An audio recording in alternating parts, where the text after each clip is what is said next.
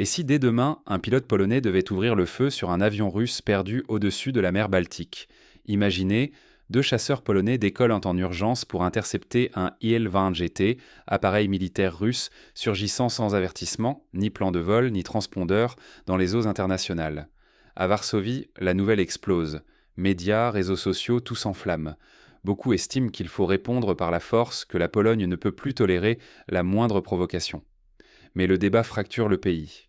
D'un côté, une majorité de citoyens veut qu'on abatte tout intrus sans hésitation. De l'autre, les militaires rappellent qu'une telle décision n'est jamais anodine. Faut-il ordonner aux pilotes d'appuyer sur la gâchette à chaque incursion ou leur laisser juger sur le terrain? Chaque interception devient un test de sang-froid, mais aussi de pression populaire. Les pilotes savent que la moindre hésitation pourra être vue comme une faiblesse, ou, à l'inverse, un risque inutile. Un seul tir mal évalué pourrait embraser le continent. La Pologne risquerait d'apparaître comme un fauteur de guerre, ou pire, comme une nation incapable de se défendre. Au sommet de la hiérarchie, la question est brûlante. Centraliser la décision pour éviter les bavures ou donner aux pilotes la responsabilité ultime avec toutes les conséquences que cela implique. Un simple ordre peut précipiter une riposte russe et plonger la Pologne au cœur d'une crise majeure au sein de l'OTAN. Pour saisir cette tension, il faut revenir sur l'escalade des provocations russes, la pression croissante de l'opinion publique et le débat brûlant qui consume l'armée comme la société. Comment la Pologne en est-elle arrivée à ce point de rupture? Tout commence par une série d'incidents de plus en plus audacieux dans le ciel balte. La Pologne, nouvelle sentinelle de l'OTAN, vit sous haute tension. Dernier épisode, un avion russe de reconnaissance survole la Baltique, transpondeur éteint, sans plan de vol. Il frôle l'espace polonais, restant à la marge de la légalité internationale. Dans le pays, l'inquiétude grandit.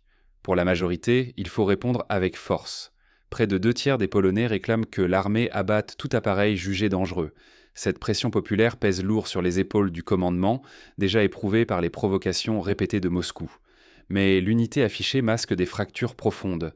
Au sommet, un débat oppose partisans de la délégation du feu aux pilotes et défenseurs d'une stricte hiérarchie. Plus de réactivité ou risque d'erreur fatale. Une autorisation mal donnée, un tir de trop, et l'escalade peut devenir incontrôlable. L'histoire avertit, il y a quelques années, la Turquie a abattu un avion russe ayant effleuré sa frontière. Moscou a cessé ses provocations, mais la crise a failli dégénérer. Aujourd'hui, Varsovie hésite. Faut-il imiter Ankara ou privilégier la retenue?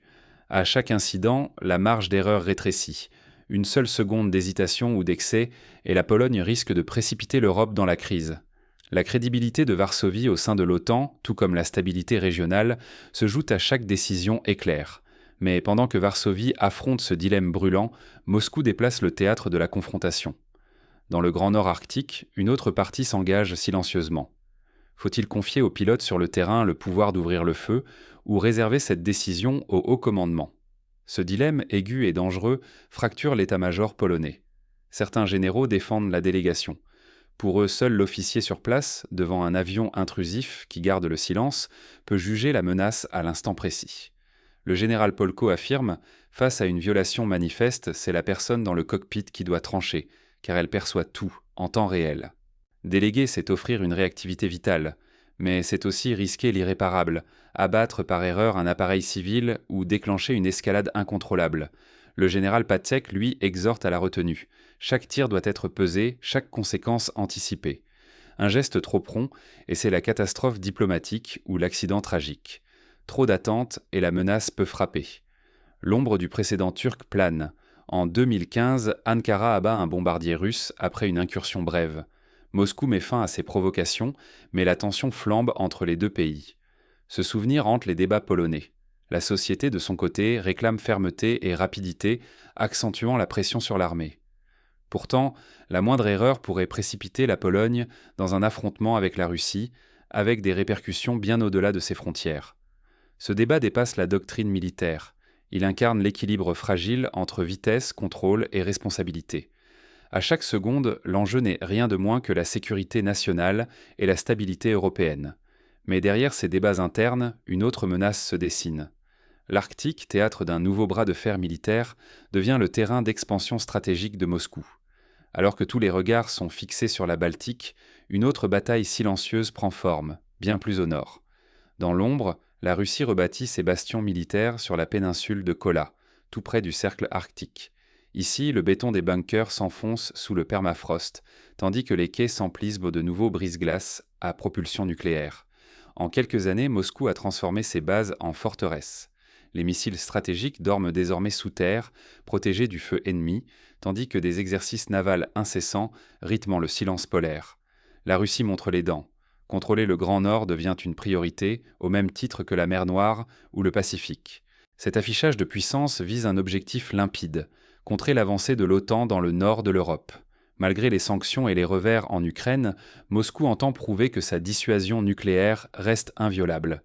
Désormais, l'Arctique entre à part entière dans la doctrine de défense russe.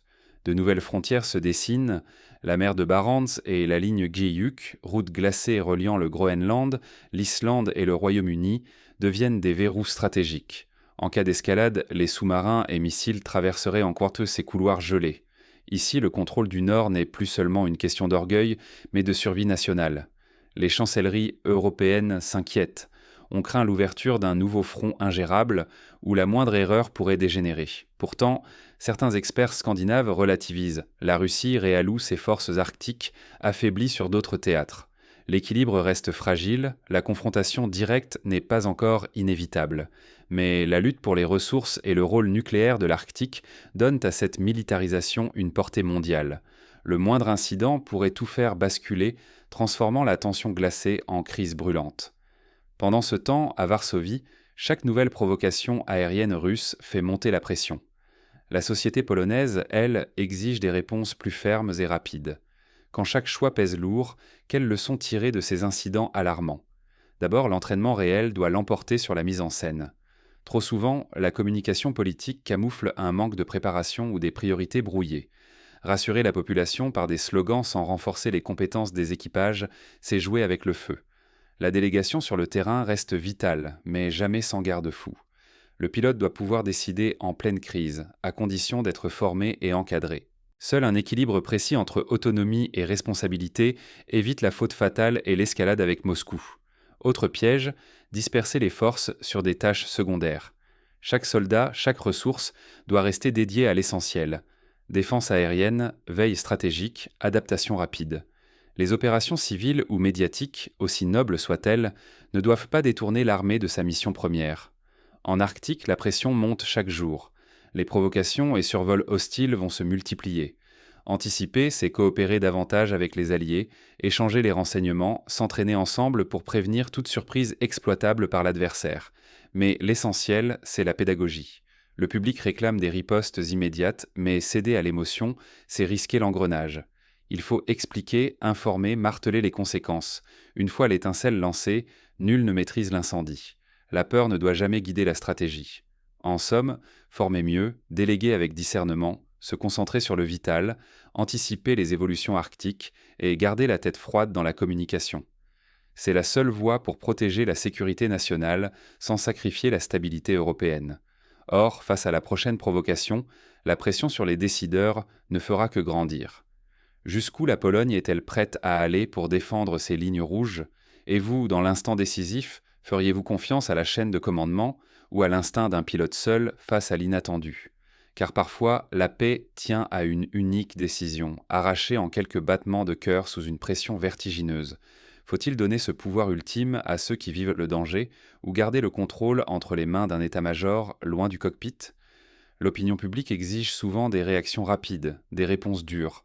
Mais ce besoin d'immédiateté peut piéger, pousser à l'escalade, troubler le discernement et conduire à l'irréversible. Chaque protocole, chaque hésitation ou excès de zèle pèse sur la sécurité nationale et l'équilibre européen.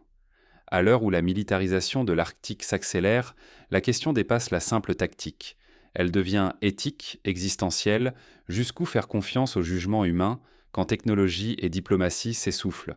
La prochaine décision, prise par un pilote ou un général, pourra préserver la paix, ou déclencher l'incontrôlable. Où placer, collectivement, la limite entre fermeté et prudence ?